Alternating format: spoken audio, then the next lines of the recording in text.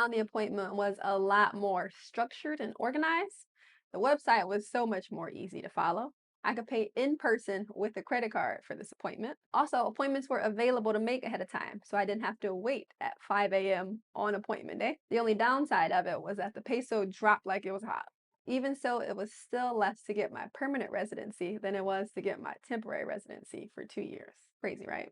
Hey friend, my name is Aaliyah and the goal with this channel is to help make all things Mexico sound not so foreign to foreigners. Trust me, moving to Mexico myself and having to figure everything out on my own, I know the struggle and I'm here to help. So if that sounds good to you, don't forget to hit that subscribe button. Jumping straight in. What was needed on appointment day? Number one, an appointment. So in order to get this appointment, I did have to go to the I&M office ahead of time and get up very early to secure an appointment. But that was the only time I had to wake up early because appointments didn't start till after 9. How I secured the appointment was going into the I&M office ahead of time, waking up early. I think I got there maybe around 6 a.m. this time. I slept in a little bit. And to give you context, it was about 40 days before the actual date of expiration for my 2-year resident card. So once I got in line, maybe again, an hour before the I&M office opened, a lady came out from the I&M office and she handed out tickets in the order of how the line proceeded. Person 1, 2, 3, 4. I was maybe 4 or 5 in line this time around. Last time I was like second or third, but remember, I slept in. Once the office opened, you can then proceed to get into another line on the inside. So this time it was lines for making appointments and for getting information, as well as for lines for people who already had an appointment. So this line was for information and for making an appointment. There was a separate section of the I&M for those who already had appointments. Once it was my turn to come in, I had to sign in, sign my name, I think the date, the time, what I'm there for, which was for information and for an appointment. And then I went over to the counter for information, which was another line. Mexico loves lines.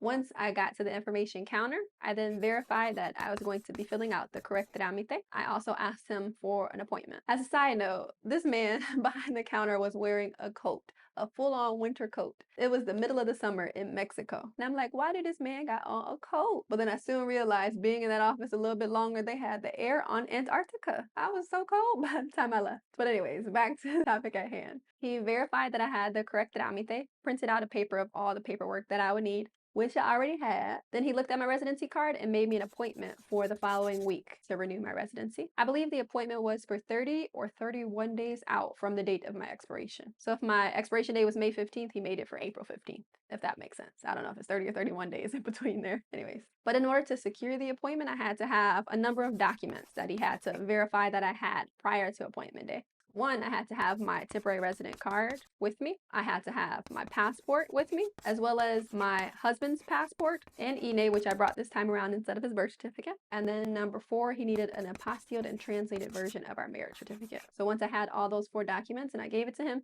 he then proceeded to make the appointment. So all that to say, I had an appointment.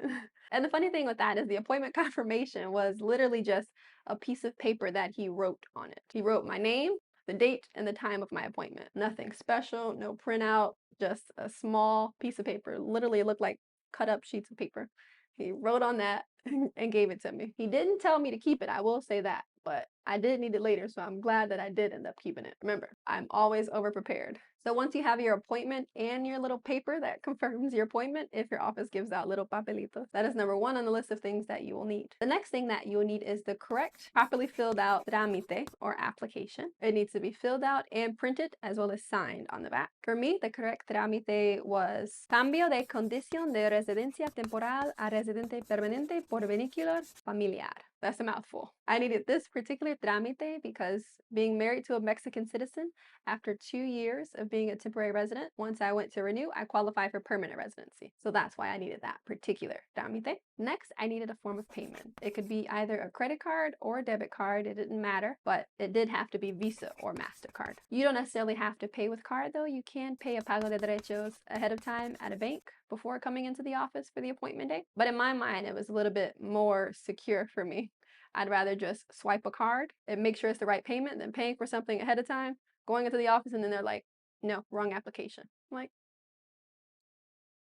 needless to say, I brought a card to the appointment. Next thing I needed was a valid passport. The name on the passport had to be the same name on my temporary resident card. Next, I needed my temporary resident card. It's important that you bring it to your appointment because they will take it from you and not return it at the end of this appointment. Next, I needed proof of my husband's Mexican citizenship. I already knew that they looked at his birth certificate a little funny, so I brought in his passport and his INE again, and they accepted both of those. Next, I needed our marriage certificate, which needed to be apostilled and translated, which I had already had from the previous appointment 2 years ago. Next, I needed yet again a written attestation stating that the two of us were married, how long we've been married, or something to that effect. I'll put what the form looked like on the screen here. I'll also leave a link in the description to where you can find it or a PDF of the document. I think it's the Mexican government's way of asking the Mexican citizen, is it okay if she uses you as a family tie? My husband said yes, thankfully. And of course, you cannot forget the copies. You get a copy. You get a copy. We all get copies. And last but not least, it's not necessary, but I always bring a pen. This time I only brought a black pen.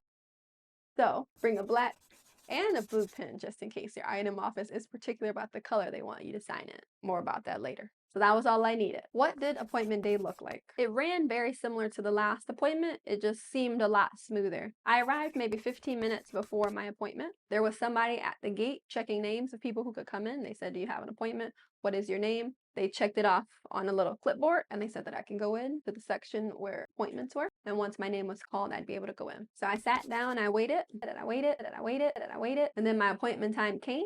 And my appointment time went. And I waited, and I waited, and I waited. They were running a little bit late.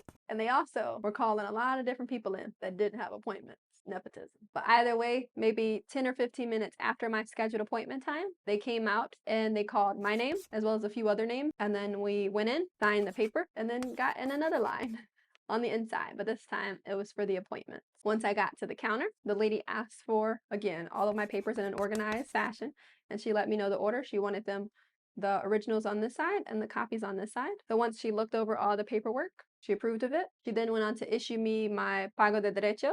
She brought out a credit card terminal machine, and then I swiped it. There will be a total of 2 Pago de Derechos on this visit, both of which I knew ahead of time what the cost would be, thankfully. That payment was for 1,632 pesos, and that was for the reception and study of my application. Side rant, I think that they should just include copies into that cost. Like, what am I paying for? They should use some of that cost to receive my application for ink to make copies. That's a song for another time. Once I swiped my card, she printed out a receipt on the computer, and it was on a normal 8x10 piece of paper, and then half of the paper was a receipt and the other half was the same receipt. So she cut it in half.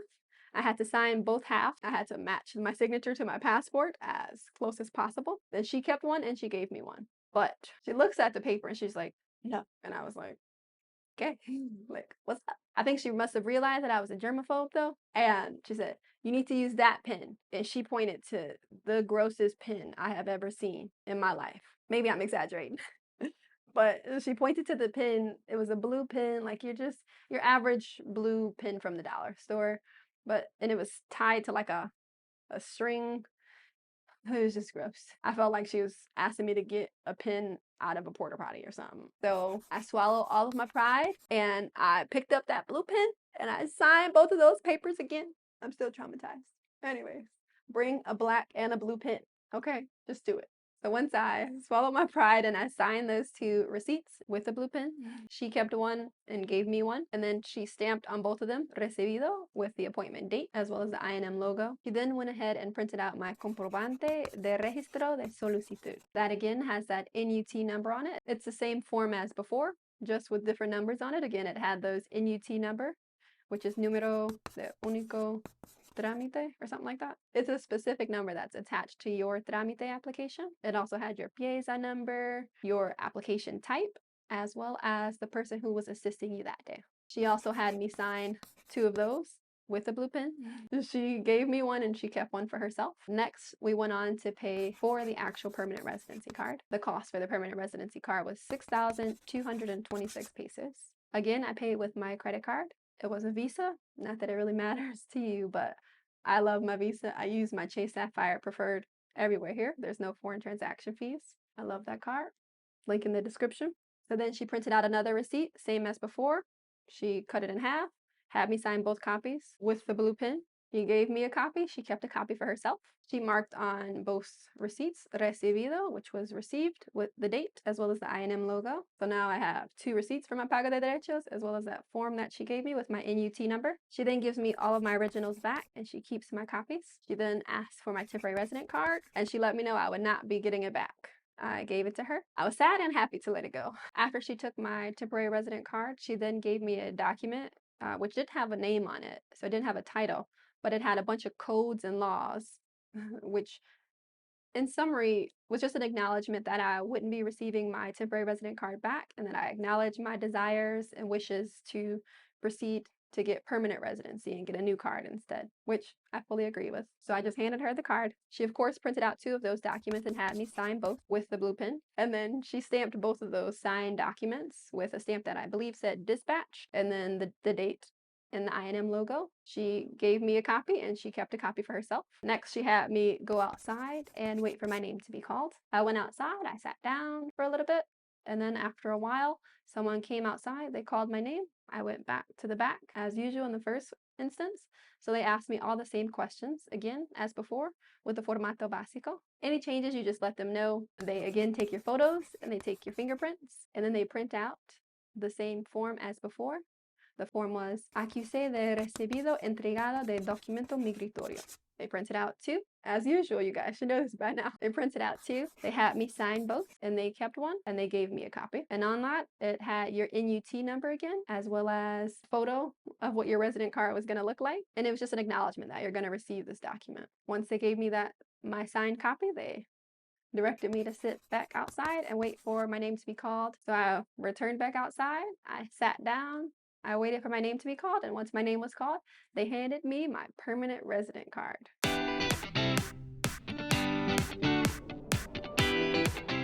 It was worthy of celebration.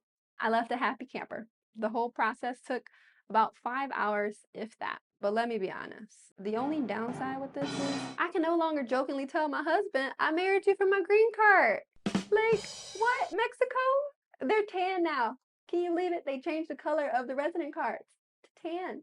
You're messing with my humor, Mexico. Hasta pronto, friends. See you soon. Nos vemos. You're messing up my humor, Mexico.